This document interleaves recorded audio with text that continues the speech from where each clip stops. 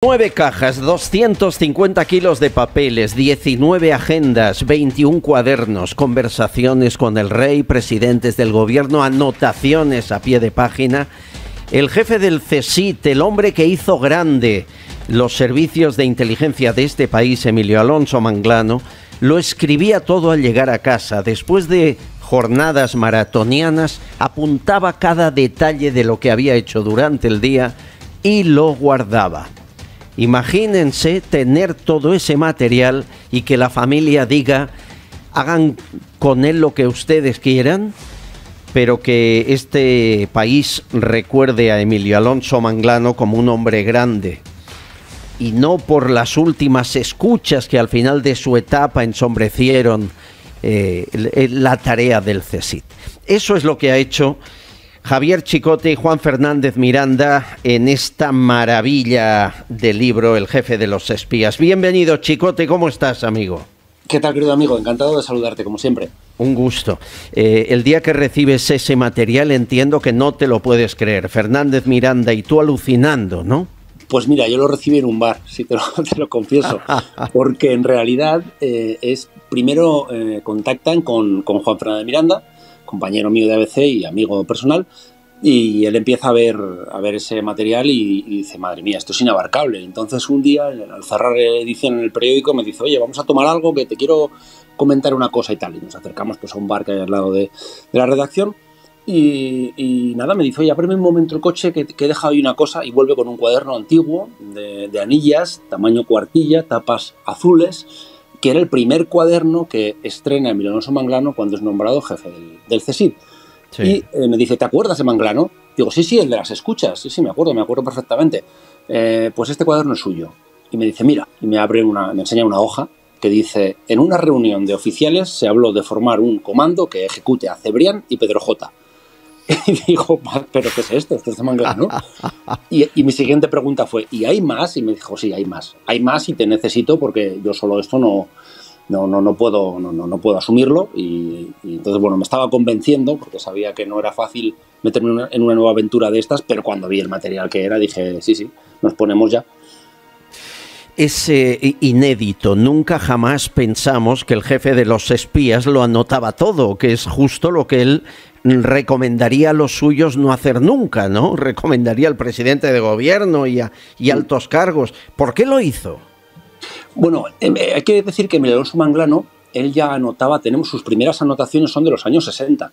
Tenemos unas notas, por ejemplo, que él va a un retiro espiritual a principios de los 60 porque está pensando en ser sacerdote y no duda si seguir la carrera militar, que les dé familia militares, o hacerse sacerdote. Y él ya lo apunta a sus reflexiones.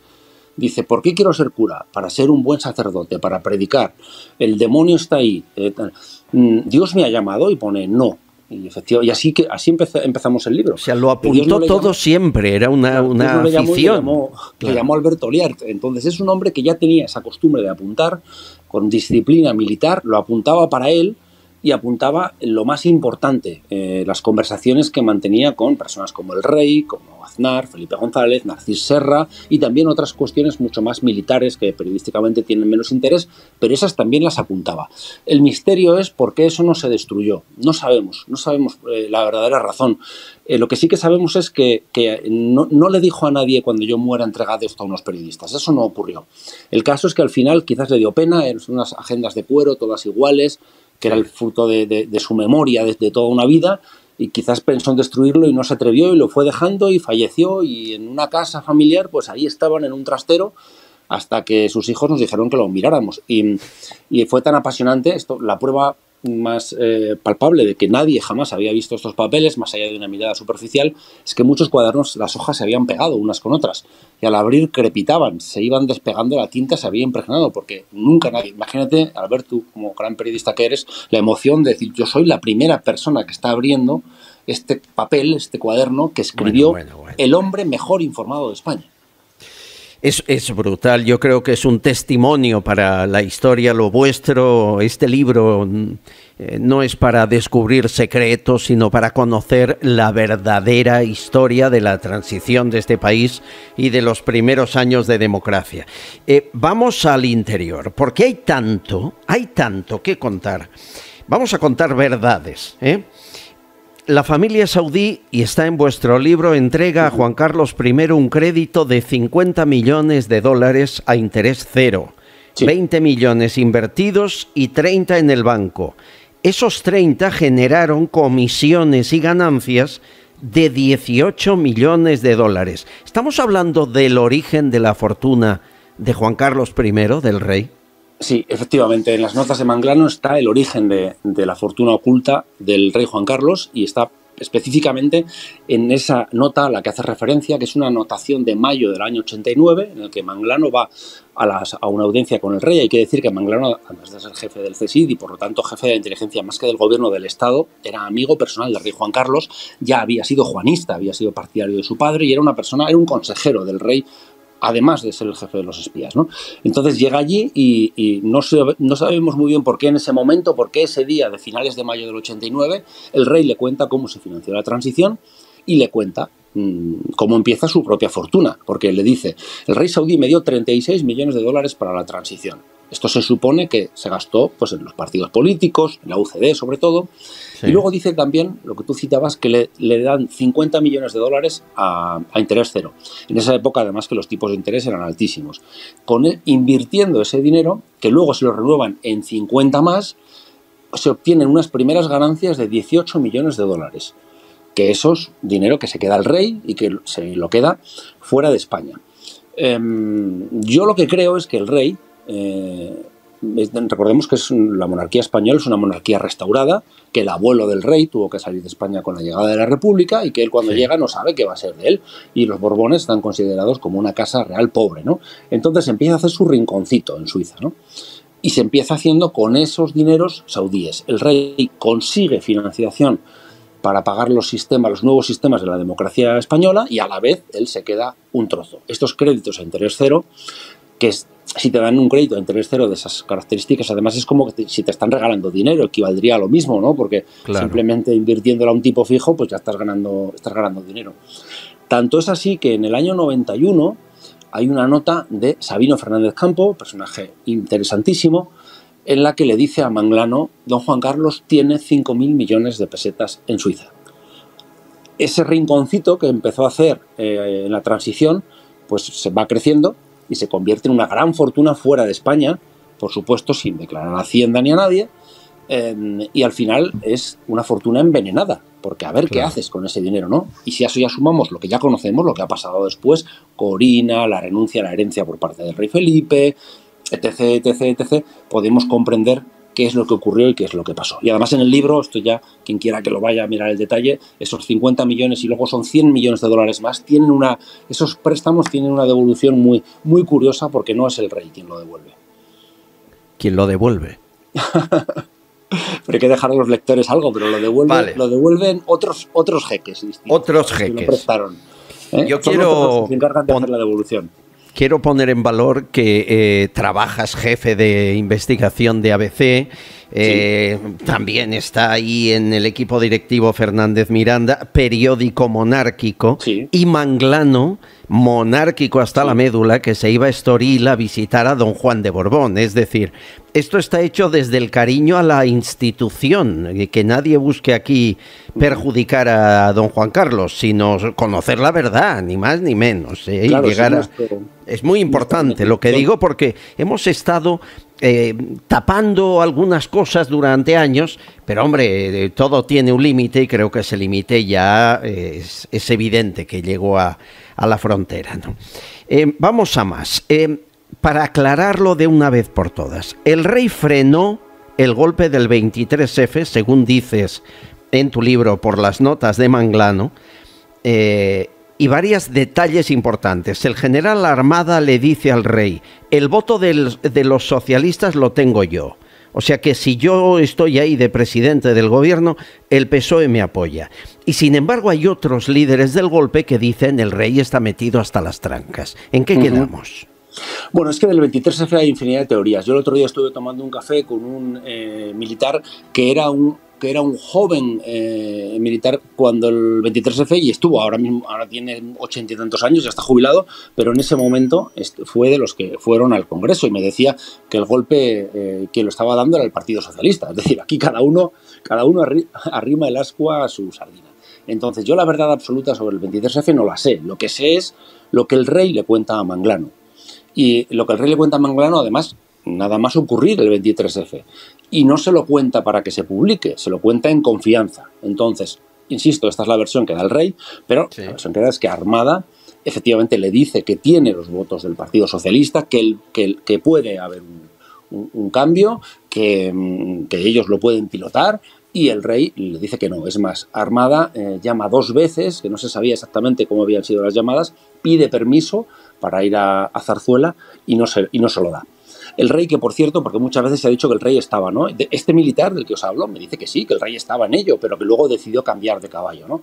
Aquí en estos papeles lo que sabemos es lo que el rey le dice a Manglano, y el rey le dice que estaba jugando al squash cuando le avisan, que estaba en chándal jugando al squash cuando le avisan del golpe. Y hay una frase que quedará para la historia que le dice al joven príncipe Felipe, Felipe, verás cómo los políticos juegan con la corona de tu padre como si fuera un balón de fútbol. Eso es lo que yo puedo aportar. ¿La verdad absoluta? Pues no la sé. Pero sí lo que le dijo el rey a Manglano. Más claro. Es difícil. Los GAL, ¿el señor X era Felipe González? Bueno, es probable que lo fuera, pero no se puede demostrar que lo fuera porque la gran prueba que se esgrimió contra Felipe González, lo que demuestran los papeles de Manglano es que es falsa. Yo no tengo nada a favor ni en contra. Yo soy el único periodista que le ha encontrado una propiedad a Felipe González fuera de España. Todo el mundo ha dicho que tenía no sé qué fuera de España, tal, pues yo le encontré una propiedad en Marruecos, ¿no? Hace mucho tiempo que ya se deshizo de ella. Es decir, yo no tengo nada ni a favor ni en contra de Felipe González. Pero los papeles de Manglano demuestran que la prueba de cargo para demostrar que él era la X de los GAL es falsa, que es el famoso PTE. Si os acordáis, hay una anotación de Manglano en el que se supone que se habla de los GAL y dice PTE para el viernes. Entonces, esos, los que defendían que González era la X de los GAL, dicen que PTE significa presidente. Es decir, que se tenía que despachar el asunto de la guerra sucia el viernes con el presidente. Bueno, nunca, jamás Manglano utilizó las siglas PTE para referirse al presidente del gobierno. PTE significaba pendiente. Y nosotros lo hemos visto a lo largo de decenas de años. El presidente del gobierno, desde que él entra en el CSIC, es PG y excepcionalmente PRES. Siempre. PG 90% de las veces, y PRES, P-R-E-S, el 10% restante. Nunca jamás PTE fue. Es más, tenemos una nota que reproducimos en la que aparecen las dos. Aparece aparece PG como presidente del gobierno y a renglón seguido PTE como pendiente. Es decir, eso no demostraba. Si fue la X del GAL, no se puede demostrar con documento a día de hoy. Hay una anotación muy significativa en ese sentido, porque aquí el CSIC parece que estaba un poco de oyente en la guerra sucia, por los papeles de Manglano, o había cosas que sabía y no apuntó, o estaban de oyentes. Pero sí hay una operación, que esa la podemos confirmar, que se trata con Felipe González y es el propio Manglano. Le dice que han detectado una reunión de la cúpula de ETA en el sur de Francia y le proponen hacer una operación para detenerlos a todos. Detenerlos a todos en Francia no lo pueden hacer, se lo tendrían que pedir a la gendarmería francesa. Entonces, eso es lo que aparece así más parecido a la guerra sucia, al margen de que luego sí contamos otro episodio, que este sí es de una extraordinaria gravedad, que no afecta directamente a Felipe González, pero sí de forma indirecta, y es el envío de un paquete bomba a un dirigente de Herri Batasuna ya en el año 90, es decir, cuando se supone que ya no había mercenarios, ni guerra sucia, ni nada parecido. Resulta que hay una reunión, una comida en la sede del CSIC a la que asiste Antoni Asunción. Antoni Asunción, que fue ministro del Interior y que, recordad, dimite por la fuga de Luis Roldán. Asunción se llevaba muy bien con Manglano, ambos valencianos, y era uno de sus confidentes. Entonces va a una larga comida en el CSIC, que dura 4 horas, y esa comida se graba. Si algún día, Alberto, se invitan a comer en el CNI, pensad que es probable que se grabe todo. ¿no? Que se grabe todo. Entonces, efectivamente, eso se graba y se transcribe. Nosotros tenemos la transcripción, que es un guión cinematográfico, porque Asunción lo que hace es una autopsia al Ministerio del Interior. Lo abre en canal de arriba abajo y cuenta todas las miserias del ministerio más polémico. Y entre ellas dice, le preguntan por Corcuera, José Luis Corcuera, y dice, bueno, Corcuera tiene una cosa fea. El cartero que murió. Esas cartas las enviaron ellos desde el Interior. Es decir, el propio ministro del Interior, Asunción, que sucede a Corcuera, es decir, que no es cualquiera, que llega después de Corcuera, dice que esa carta, esto es un paquete bomba que se envía y hay un joven cartero. Sí, hablamos de él con víctimas Sí. del terrorismo hace unos días. Aquí lo Sí, grave chaval. es que Corcuera está vivo y Fiscalía Sí. debería pedir explicaciones, ¿no? Este es un caso que instruyó Garzón y se cerró por falta de autor conocido. El joven Ya. cartero de 22 años que estaba haciendo una suplencia, como iba a entregar esa carta en un sobre grande, no cabía, y el buzón lo dobla. Lo dobló y le Entonces, estalló. explota y muere, ¿no? Entonces, Asunción, seguramente habrá una cinta en el CNI. No creo que la hayan destruido, habrá una cinta de esa comida, porque nosotros tenemos la transcripción. Además, por duplicado la tenemos. Pero no el sonido. Y Ya, esa cinta tiene que existir. El libro es tan brutal que necesitaríamos 5 días para desgranar, y además queremos que se lo compren, ¿no? Pero sí que vamos a poner un par de nombres. ¿Quién financió con 400 millones la campaña No a la OTAN en España? El coronel Gaddafi. 400 millones. 400 millones de pesetas. ¿Quién apunta Manglano? Este ministro bebe, refiriéndose a que se pasa con el alcohol. Carlos Olchaga. Exministro de Industria, Economía, te contesto Hacienda. tipo test, si quieres más. Sí, sí, no, está encantado. bien, está bien. Se habla, por ejemplo, de un doble chantaje, dos veces, que le hace al rey don Juan Carlos una mujer. ¿Quién? Bárbara Rey. Y solo el segundo son 600 millones de pesetas que se le entregan para explícame que esto, las explícame cintas no esto. salgan. Estamos diciendo de que Bárbara Rey quedaba con el rey Juan Carlos en un local y contrataba un fotógrafo que les pillara. Sí, así es, tal cual. Esto es una historia, todos hemos oído hablar, ¿no? De Bárbara Rey, de esa relación, de las cintas, de tal, pero aquí por primera vez se demuestra qué es lo que ocurrió. Entonces hay al menos que sepamos 2 chantajes. El primero es del año 94 y se encarga de solucionarlo el propio Manglano, por lo tanto, y él es el que lo apunta, es decir, no hay duda ninguna. Manglano recibe una llamada desde Zarzuela, el rey le dice que pone el altavoz y que está con el jefe de la casa y con el jefe de seguridad de Zarzuela, y le dice: Emilio, tenemos un problema, quedé con la pariente. Se referían así a ella, no sé si por apellidarse Rey y la Gracieta, y para no nombrarla directamente la llamaban la pariente. Quedé con la pariente, no especifica dónde, pero dice: quedé con la pariente, dice: tuve un gesto, le toqué un pecho. Y el viernes llegaron unas diapositivas a Zarzuela. Piden $100.000. Entonces, según las notas de Manglano, Bárbara Rey queda con el rey, ya habían roto su relación, ¿no? Pero bueno, quedan, y ella, pues de alguna forma, igual quizás propicia eso, el rey tiene ese gesto y también ha llevado, por supuesto, un fotógrafo para que lo capte y luego pedir dinero a cambio de las fotos. Según Manglano, se encarga de solucionar esto, dice que el dinero se lo va a entregar y lo confirma que lo entrega Manolo Prado y Colón de Carvajal, administrador de la fortuna oculta del rey, y además dice que se le va a pagar también con programas en televisión española. Para eso es el propio Manglano quien envía una nota al jefe de gabinete en ese momento de Moncloa y se pide. Y efectivamente, si nos vamos a Hemeroteca, vemos que unos meses después le contrata a Televisión Española a Bárbara Rey unas galas. Bueno, el caso es que pasa ese chantaje, presunto chantaje, y vuelven a aparecer notas esporádicas de la pariente necesita dinero.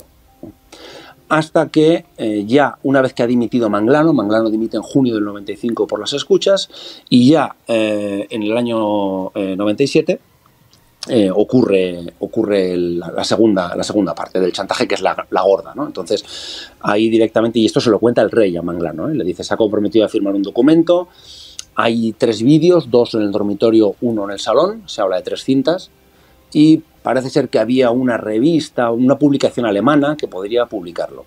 Y entre medias estaban Mario Conde y Javier de la Rosa también enredando con esto. Es una época apasionante. Yeah. Entonces deciden pagarle a Bárbara Rey, se llega a un acuerdo para pagarle 600 millones de pesetas. 100 directamente como primer plazo. Se le entregan 100 millones de pesetas y después 50 millones de pesetas al año durante 10 años, en unas porciones mensuales. Si hacemos la suma, salen 600 millones de pesetas. Cuando publicamos esto, ese dinero, una parte lo ponía el CSIC y otra parte se decía que no se sabía cómo se iba a hacer. Luego nos han dicho que era a través de donaciones de amigos del rey, ¿no? De empresarios que daban ese dinero, y los servicios secretos se encargaban de hacer los pagos, que se hacían casi todo fuera de España. Esto Manglano lo vive en primera persona, el primero de los chantajes lo gestiona él y él lo apunta, y nadie se hace trampas al solitario, se miente a sí mismo. Sí, sí.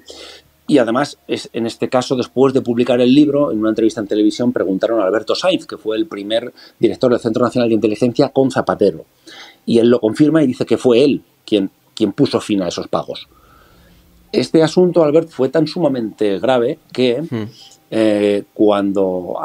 antes de que se llegara a este segundo acuerdo y tal, hay un momento en el que el rey Juan Carlos se reúne con Aznar, recién nombrado presidente del gobierno, y le pone al tanto de estas cosas feas que hay, ¿no? Cuando alguien llega a la presidencia de un gobierno se le tiene que informar de la fontanería, ¿no? De lo que hay en las cloacas. Y es el propio rey quien le dice a Aznar lo que estaba pasando, que se le estaba pagando a Bárbara Rey para que material comprometedor de índole sexual no saliera. Imaginaros que se publica en no sé de qué país unos vídeos, unas fotos del jefe del Estado de España, del rey de España, en paños en la cama, en la cama con Bárbara Rey. O sea, imaginaros el escándalo, ¿no? Entonces, cuando Aznar se entera por boca del rey que se le está pagando fondos reservados, donaciones de amigos y los servicios de inteligencia a Bárbara Rey, es decir, que el Estado ha accedido a un chantaje, se echa las manos a la cabeza y por lo visto le contesta mal al rey. El rey también se enfada y le dice, llega a decirle el rey Juan Carlos, insisto, año 97, he cometido este error y estoy dispuesto a marcharme. Es decir, el rey Juan Carlos, uno de los grandes titulares de este libro, ofreció la abdicación a Aznar en el año 97. Aznar se escandaliza mucho, pero no acepta la abdicación y consiente que sus pagos se sigan haciendo. Y la abdicación del rey Juan Carlos llegaría en el año 2014 y hay unas circunstancias similares, que se asemejan, mujeres similares y dinero. Quien sí pagó fondos reservados, según vuestro libro, al Ministerio del Interior al rey, fue Margarita Robles, cuando era secretaria de Estado. Desde que se ha publicado, ¿ha respondido algo? ¿Se ha dicho algo Margarita Robles, ahora ministra? Bueno, yo la llamé, esta información era muy, muy, muy importante porque de todos los personajes que aparecen en el libro, de los más grandes, es la única no jubilada. Porque está Felipe González, está Aznar, está el rey, están personajes que ya no están en activo, ¿no? Por decirlo de alguna forma. Pero ella sí, ella es ministra de Defensa. Por lo tanto, era una información fundamental. Ella es la persona que decide que las entregas que se hacen con fondos reservados a la Casa del Rey, 5 millones de pesetas mensuales, se hicieran en metálico para no dejar rastro. Y eso aparece documentado en los papeles de Manglano. ¿Por qué hay que darle 5 millones de pesetas al mes de fondos reservados a la Casa del Rey? ¿Para qué? Oiga, que alguien me explique, ¿no? Eso me dijo un veterano periodista que era un poco lo que se repartía en ciertas instituciones, que el 5 millones de pesetas al mes era como la tarifa. Esto es lo normal, ¿no? Que se repartían pues para lo que fuera. Entonces nosotros, antes de publicar esto en el periódico, en el adelanto, yo me puse en contacto con su gabinete y no quiso dar ningún tipo de explicación. Luego ella fue preguntada en una entrevista por Ana Pastor y por otro lado Gabriel Rufián en el Congreso, porque aquí hubo un manto de silencio, ¿eh? Muy poca gente dio un paso al frente, Rufián y Ana Pastor. Y bueno, ella cuando le han preguntado echa balones fuera, lo que dice es que ella fue precisamente al Ministerio del Interior a acabar con esas prácticas, pero en ningún caso desmiente esto porque es verdad, claro. Sí que es verdad que ella, recordad que es la etapa del superministerio de Belloc, ¿no? Que era Justicia e Interior y ella era la bicefalia, sí. Eso es, y se supone que ellos venían a limpiar Interior, ¿no? Después de toda la etapa sucia, pero en este caso parece documentado como ella dice que se paguen fondos reservados y que se paguen en metálico para no dejar rastro, y eso es verdad. Y lo que es llamativo es que pues nadie le haya pedido cuentas, ¿no? a la ministra de Defensa. Me decía un ex senador el otro día que eso es un escándalo, que en un país civilizado pues eso acaba con el cargo de la ministra, pero bueno, aquí funcionamos de otra forma. No, aquí funcionamos de tal manera que todo lo que escuchan está comprobado, certificado de puño y letra con quién era el jefe de inteligencia de este país y no pasa nada. Ni Bárbara Rey se arrepiente o sale de España y pide perdón, ni nadie da una explicación a lo ocurrido. Hay mucho más en el libro. Me quedo con ganas de leer el asesor de Javier de la Rosa que relata al CSIC cómo se pagaron 200 millones de dólares a sindicatos y partidos políticos. O por ejemplo, Luis María Ansón, nuestro querido maestro, que por una parte estaba en la Asociación de Periodistas y por otra pasaba información a Manglano de que periodista iba contra el Estado, ¿no? Era agente doble. Agente doble. Anson espía es lo que me faltaba por descubrir. Bueno, es el libro de tu vida, por ahora, El jefe de los espías, no me cabe duda. Me están encargando un montón más después del éxito que está teniendo El jefe de los espías, pero tengo que pensarme muy mucho qué hacer después, porque desde luego otros papeles como estos no creo que los consiga, así que tendré que esforzarme mucho en escribirlo bonito. Tú llevas una larga trayectoria, te las has visto de todos los colores, eres lo que se llama un periodista incómodo, como debe ser un periodista, y con todos, no importa derecha o izquierda. ¿Tuvisteis amenazas antes de publicar algo de este libro? ¿Os habéis callado algo que no pudisteis publicar? Pues no. Respecto a la primera pregunta estoy bastante defraudado porque yo esperaba severas amenazas y no las recibí.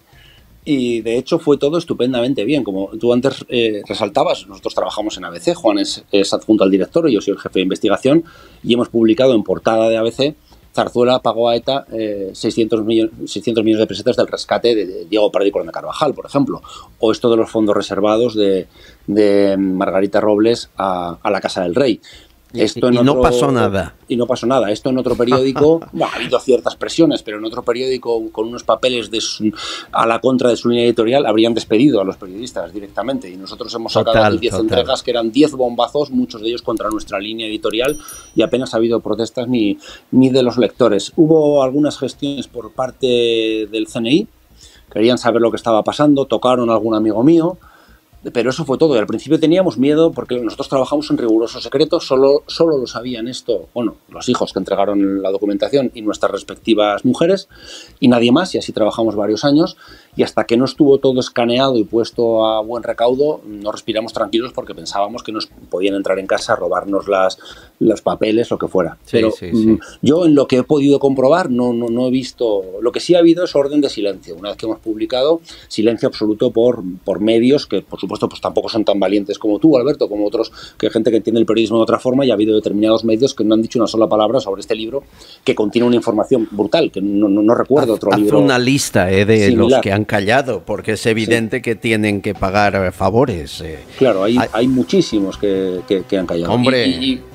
Y respecto a la segunda pregunta que hacías, lo único que no hemos publicado son algunas informaciones que eran personales y que no estaba justificado que se publicaran. Por ejemplo, sí que has citado que había un ministro que bebía, y entonces, ¿eso por qué lo publicamos? Porque es una preocupación del presidente del gobierno, que hay una persona en el Consejo de Ministros pues que puede tener un problema con la bebida. Entonces, eso tiene una trascendencia pública porque es un ministro del gobierno de España. Claro. Pero luego hay algunos comentarios que hace el propio rey sobre su propia familia que no los hemos publicado porque no tenían una relevancia informativa. Sí tenían mucho morbo, mucha curiosidad, incluso amarillismo, pero no una trascendencia pública. Lo de Bárbara Rey sí, porque a mí el rey que se acueste con quien quiera, pero si le tenemos que pagar dinero público, todos, claro. Eso lo 600 millones el segundo chantaje, Dios de mi vida. Bueno, querido Javier Chicote, Juan Fernández Miranda, dale un abrazo a Juan, el jefe de los espías. A pesar de que hay medios que censuran este libro, creo que va por la 5ª o 6ª edición, casi nada. Enhorabuena, felicidades y gracias por estos minutos. Cuídate mucho, amigo. Gracias a ti, querido amigo. Amigos, mañana más.